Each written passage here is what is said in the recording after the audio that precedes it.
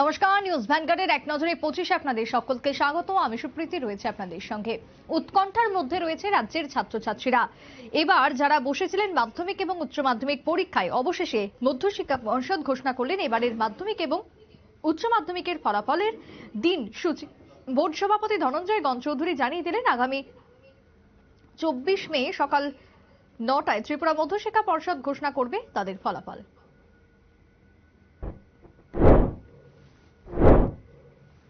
সংবাদ মাধ্যমে প্রচারিত সংবাদ বাস্তবে পরিণত হচ্ছে, যার কারণে শিক্ষার হাল নিয়ে উঠেছে নানান রকমের প্রশ্ন। বুধবার এমনই অভিযোগ উঠে এলো শহরতলির একটি স্কুল থেকে। শিক্ষকরা জানালেন বর্তমানে রাজ্যের প্রাথমিক স্কুলে বেশ কিছু ছাত্রছাত্রী পঞ্চম কিংবা ষষ্ঠ শ্রেণীতে পাঠরত, যার মধ্যে একটা অংশ এখনো বর্ণমালা সম্বন্ধে কোনো কিছুই জানে না। যাতে করে আগামী দিনে তারা শিক্ষায় উন্নত করা যায়, তাই লক্ষ্যেই শুরু হয়েছে গ্রীষ্মকালীন ছুটিতে বিশেষ পাঠদানের ব্যবস্থা। অভিযোগ করতে শুরু করেছে স্মার্ট সিটির স্কুলগুলিতে যদি এই অবস্থা হয়, তাহলে উপজাতি অধ্যুষিত এলাকাগুলির হাল কি হবে? বিগত কয়েকদিন ধরে রাজ্যে পরিলক্ষিত হচ্ছে বেআইনি পথে বাংলাদেশিদের অবাধ বিচরণ। রাজধানীতে বাধারঘাট রেল স্টেশনকে অবলম্বন করে বহিরাজ্যে পাড়ি দিচ্ছে সীমান্তের ওপারে থেকে আসা বাংলাদেশিরা। বুধবার গোপন সংবাদের ভিত্তিতে আগরতলা রেল স্টেশনে আবারও আটক হলো 2 বাংলাদেশি। পুলিশের জিজ্ঞাসাবাদের পর আটক করা হয় তাদের।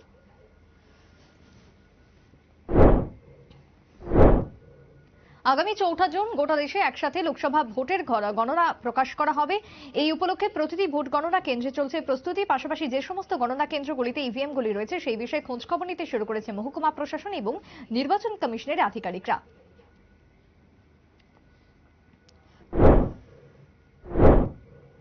আগামী 2রা জুন থেকে শুরু হতে চলেছে আইসিসি পরিচালিত টি-20 বিশ্বকাপ প্রতিযোগিতা। আসরে অংশগ্রহণকারী দলগুলোর মধ্যে প্রস্তুতি ম্যাচ অনুষ্ঠিত হবে 27 মে থেকে 1 জুন পর্যন্ত। প্রতিটি ম্যাচ অনুষ্ঠিত হবে আমেরিকা, ত্রিনিদাদ এবং টবাগোতে। তবে আসরে ভারত বাংলাদেশের বিরুদ্ধে খেলবে একটি প্রস্তুতি ম্যাচ।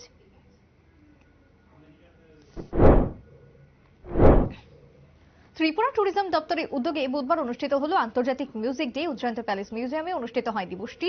উপস্থিত ছিলেন রাজ্যপাল ইন্দ্রসেন রেড্ডি নালু সহ দপ্তরের উচ্চ পদস্থ আধিকারিকরা।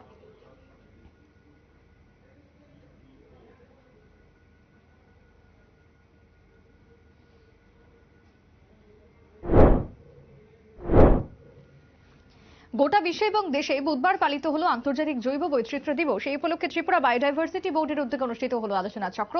আগরতলা টি অফিস কনফারেন্স হলে আলোচনা চক্রে উপস্থিত ছিলেন ত্রিপুরা বায়োডাইভার্সিটি বোর্ডের সচিব দীপা ডি না ইয়ার, ত্রিপুরা দূষণ নিয়ন্ত্রণ পর্ষদের চেয়ারম্যান থেকে শুরু করে অন্যান্যরা।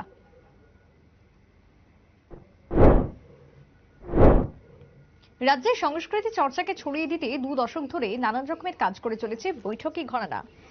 এই সংস্থা 20তম বর্ষ পালন করলো উপলক্ষে তার নামা পূরণ করেছে 20 পার্বণ। বুধবার আগরতলা প্রেস ক্লাবে সাংবাদিক সম্মেলনে 20 বছর পূর্তির অনুষ্ঠানে বিভিন্ন বিষয়বস্তু তুলে ধরেন উপস্থিত অতিথিরা। বৃহস্পতিবার বৈশাখী পূর্ণিমা। এই পূর্ণিমা বুদ্ধ পূর্ণিমা হিসেবে পালিত হচ্ছে গোটা বিশ্বে। এই উপলক্ষে প্রতি বছরের মতো নানান কর্মসূচি হাতে নিয়েছে গাংফিরা বুদ্ধ মন্দির। উৎসবকে সর্বাঙ্গীন সফল করতে পূজার্চনা, ধর্মপাঠ, প্রদীপ প্রজ্বলন সহ নানা অনুষ্ঠানের আয়োজন।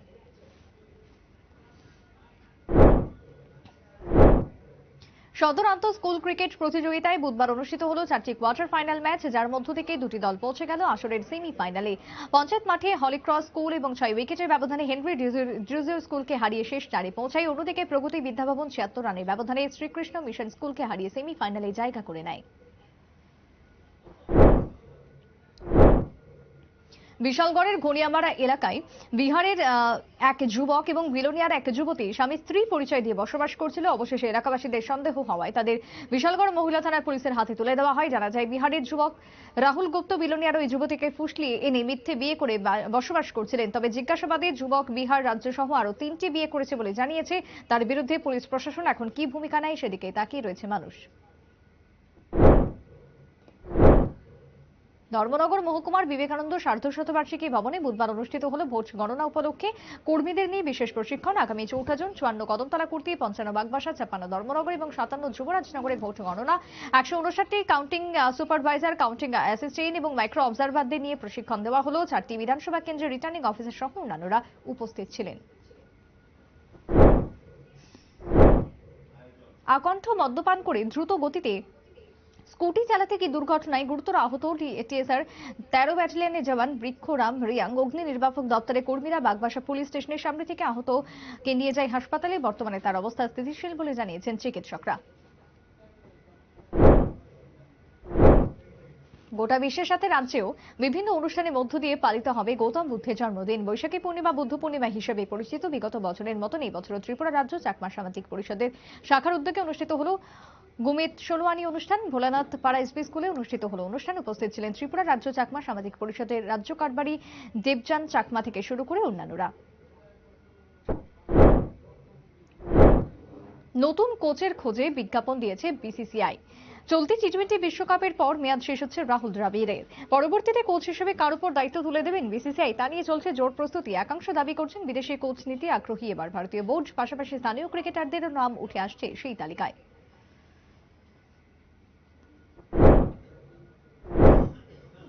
বেআইনি চিটফান্ডে টাকা সঞ্চিত রেখে হারাতে হচ্ছে, প্রতারিত হতে হচ্ছে রাজ্যের বহু মানুষকে। এরপরেও হুঁশ ফেরেনি, যার কারণে আবারও সর্বশান্ত হলো এক মহিলা।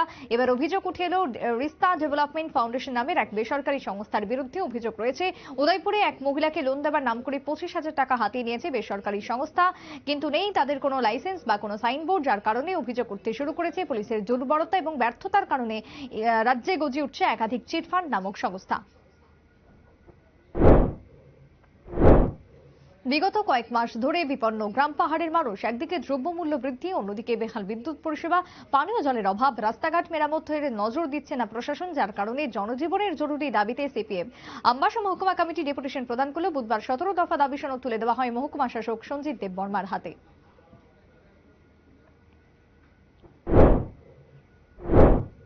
খবরের জেরে নড়েচড়ে বসলো হাসপাতাল কর্তৃপক্ষ। 21 মে রাজ্যের প্রতিটি সংবাদ মাধ্যমে উঠে এসেছিল শান্তিরবাজার মহকুমা হাসপাতালে চরম অরাজকতার ছবি। X-ray unit, X-ray machine, software জনিত ত্রুটি, ঔষধের অভাব প্রকাশিত হয়েছিল কাগজে। 24 ঘন্টা যেতে না যেতেই সম্বিত ফিরল হাসপাতাল কর্তৃপক্ষের, যার কারণে আশা করা হচ্ছে আগামী কিছুদিনের মধ্যে সমস্ত পরিষেবা স্বাভাবিক হবে হাসপাতালের।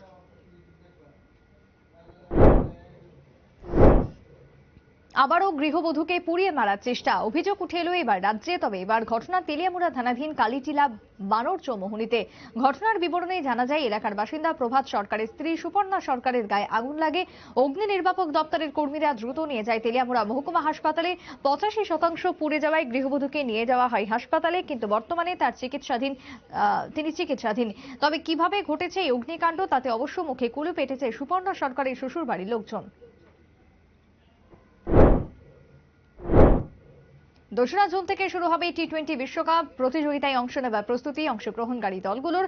বিশেষ করে প্রস্তুতি দল শুরু করে দিয়েছে নিজেদের প্রস্তুতি ম্যাচ। আগামী 1 জুন ভারত এবং বাংলাদেশের মধ্যে অনুষ্ঠিত হবে প্রস্তুতি ম্যাচ। তার আগে অনেকটাই চাপে রইল বাংলাদেশ দল। মার্কিন যুক্তরাষ্ট্রের বিরুদ্ধে 3 ম্যাচে সিরিজ খেলছে বর্তমানে বাংলাদেশ।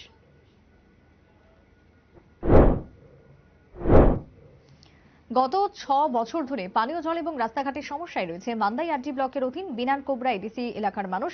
পূর্বতন বাম সরকারের সময়ে বসানো হয়েছিল বেশ কয়েকটি ডিপ টিউবওয়েল, কিন্তু বিগত 5 বছরে কোনো সংস্কার না করার ফলে সম্পূর্ণভাবে ভেঙে পড়েছে পরিষেবা, যার কারণে 55টি পরিবারের পানীয় জলের একমাত্র উৎস ছড়ার জল। তবে এই জল সংগ্রহ করতে গিয়েও নানান রকমের সমস্যায় পড়তে হচ্ছে রাস্তার বেহাল দশার কারণে। জুমিয়ারা চাইছেন অতি দ্রুত সমস্যা সমাধানে এগিয়ে আসুক প্রশাসন।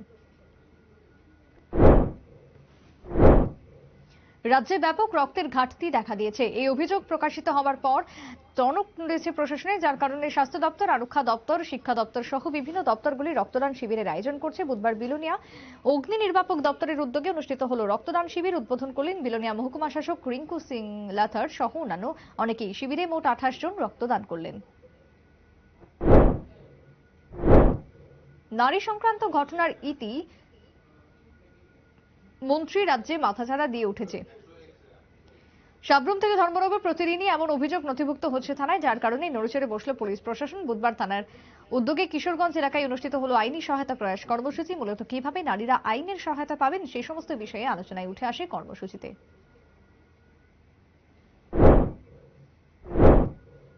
প্রথম থেকে শিক্ষাক্ষেত্রে চালু হওয়া বিদ্যাজ্যোতি প্রকল্পের বিরোধিতা করে আসছিল বাম ছাত্র যুব সংগঠন, কিন্তু সেক্ষেত্রে কর্ণপাত করেনি বর্তমান বিজেপি সরকার, যার কারণে চলতি বছরে মাধ্যমিক এবং উচ্চ মাধ্যমিকের ফলাফলের পর লেজে গোবরে প্রশাসন কোমলমতি ছাত্রছাত্রীদের নিয়ে সরকারের এই খামখেয়ালিপনার বিরুদ্ধে খামখেয়ালিপনার বিরুদ্ধে গর্জে উঠল ছাত্র সংগঠন। শুধুমাত্র রাজধানী নয়,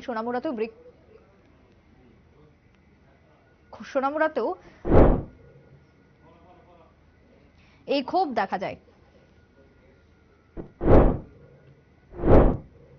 গত বেশ কয়েকদিন ধরে লাগামহীনভাবে চলছিল সড়ক দুর্ঘটনা। অভিযোগের আঙুল উঠেছিল ট্রাফিকের বিরুদ্ধে। এবার সেক্ষেত্রে কড়া পদক্ষেপ নিল যাত্রাপুর থানার পুলিশ এবং ট্রাফিক দপ্তর। সড়ক দুর্ঘটনা অভিযানে ব্যাপক সফলতা এলো। দুদিনে 25টি হেলমেটবিহীন বাইক আটক সহ ভুয়ো ড্রাইভিং লাইসেন্স বাজেয়াপ্ত করল অভিযানকারী দলটি। এর ফলে স্কুল ছাত্র সহ ছাত্রছাত্রী, সাধারণ মানুষ অভিনন্দন জানিয়েছে যাত্রাপুর থানার পুলিশ সহ আধিকারিক এবং ট্রাফিক দপ্তরের কর্মীদের। এখনকার মতো এক নজরে 25 পর্যন্তই। পরবর্তী নিউজ আপডেট এবং টকশো দেখার জন্য চোখ রাখবেন শুধুমাত্র নিউজ ভ্যানগার্ডের পর্দায়। নমস্কার।